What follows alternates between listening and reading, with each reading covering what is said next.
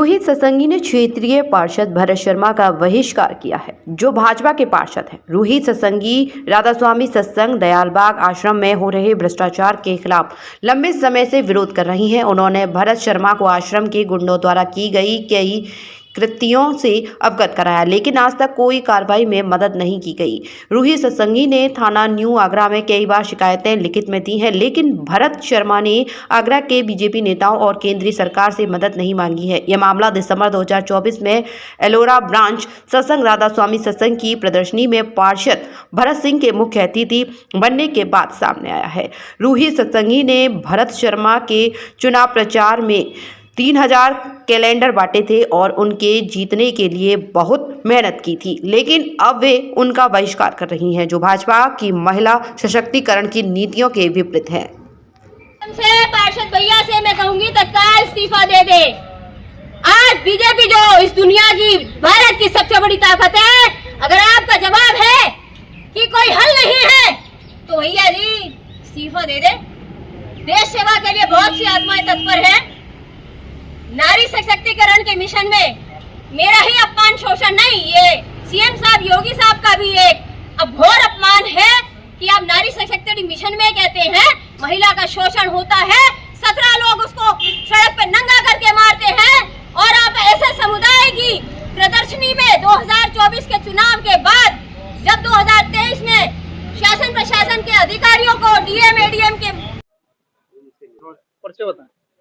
मैं रूही सत्संगी हूँ, राधा स्वामी मठ जालबाग आश्रम से खानदेनी अनुयायी हूँ और मेरा मिशन चल रहा है जालबाग आश्रम का पूर्ण बहिष्कार। समाज से मेरी रिक्वेस्ट है, मीडिया के जरिए समाज से। आज आप दयालबाग के पार्षद भरत शर्मा जी के निवास पर ऑफिस पर आएंगे, क्या उद्देश्य है? भरत शर्मा जी जो हमारे एरिया के पार्षद है, मेरी उनसे सख्त नाराजगी है। आप निर्दलीय आए थे, जीते थे, आपने कहा बीजेपी में होता तो मैं मदद कर पाता। आप प्राण प्रतिष्ठा पे बीजेपी में घोषित हुआ कि आपने बीजेपी ज्वाइन कर ली, बहुत अच्छी बात है। मेरी शिकायत, मेरा जो हत्या का प्रयास हुआ जालबाग आश्रम के ही मेरे ही समुदाय के गुंडों ने मुझे नंगा करके चलती सड़क पे मारा, उसके खिलाफ आपने जालबाग आश्रम वालों से कुछ बात नहीं करी।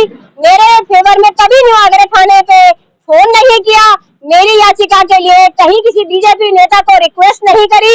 ये बोलते हैं जालबाग आश्रम के गुंडों के खिलाफ कई शिकायतें आती हैं, लेकिन हल नहीं है। भैया जी इस्तीफा दे दें, समाज सेवा के लिए बहुत सी आत्माएं तत्पर हैं। बीजेपी के होकर आप कहते हैं कि आपके पास हल नहीं है। बंगाल में तो आपने डॉक्टर पीड़िता के लिए सड़कों पर उछल उछल के न्याय करवाया, उसकी एफआईआर करवाई, ये फर्क क्यों है? मैं भरत शर्मा जी से इसलिए बहुत नाराज हूँ कि मैंने चुनाव प्रचार के लिए यहाँ पर उनकी बहुत सहायता करी, 3000 कैलेंडर भी बंटवाए, कोई बात नहीं, मेरा फर्ज था। कोई भी पार्टी हो, मैं जनता की सेवा में हमेशा तत्पर हूँ, लेकिन इन्होंने मेरी मदद में न्यू आगरा थाना तक 2 साल में एक बार फोन नहीं किया और कहते हैं हल नहीं है। और ऐसे समुदाय के साथ जो 2023 सितंबर में शासन प्रशासन के अधिकारियों का हाथ पैर मुंह तोड़ते हो, फोर्स को फोड़ते हो, खून खराबा करते हो फोर्स के साथ, एडीएम साहब के साथ, आप ऐसे समुदाय के साथ 2024 के दिसंबर में उनकी प्रदर्शनी में मुख्य अतिथि बनते हैं। सुना तो यह था कि चुनाव में डीलिंग हुई है। अगर आप ऐसे कृत्य करते हैं, अगर आपकी गतिविधियां यही है, तो यह साबित होता है कि आपकी जालबाग आश्रम वालों से डीलिंग हुई है चुनाव में। कभी आप उनसे व्यक्तिगत रूप से मिली हैं? मैं व्यक्तिगत रूप में बहुत मिली हूँ। शुरू में हमारा मॉडरेशन से पहले भी मिलना जुलना था, ऑफिस में हम सेवाएं करते थे, लेकिन मेरी नाराजगी के चलते मैंने इनका साथ देना छोड़ दिया, क्योंकि इन्होंने मेरे को कष्ट पहुंचाया। नारी सशक्तिकरण में योगी साहब का जो सीएम हमारे मुख्य मंत्री हैं यूपी के, उनका मान सम्मान इनके हृदय में नहीं है। सेंटर में फोन कर सकते थे, कहीं भी फोन कर सकते थे, लेकिन इन्होंने कोई मदद मेरी नहीं करी। आगे क्या प्रक्रिया रहेगी? अब प्रक्रिया ये है, जालबाग आश्रम के गुंडों का बहिष्कार के साथ साथ मैं भरत शर्मा पार्षद बीजेपी मेंबर का भी बहिष्कार करती हूँ।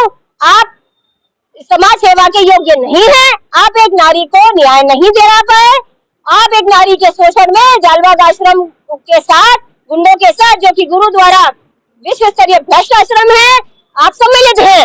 मैं अपनी नाराजगी भरत शर्मा पार्षद पे रखती हूँ।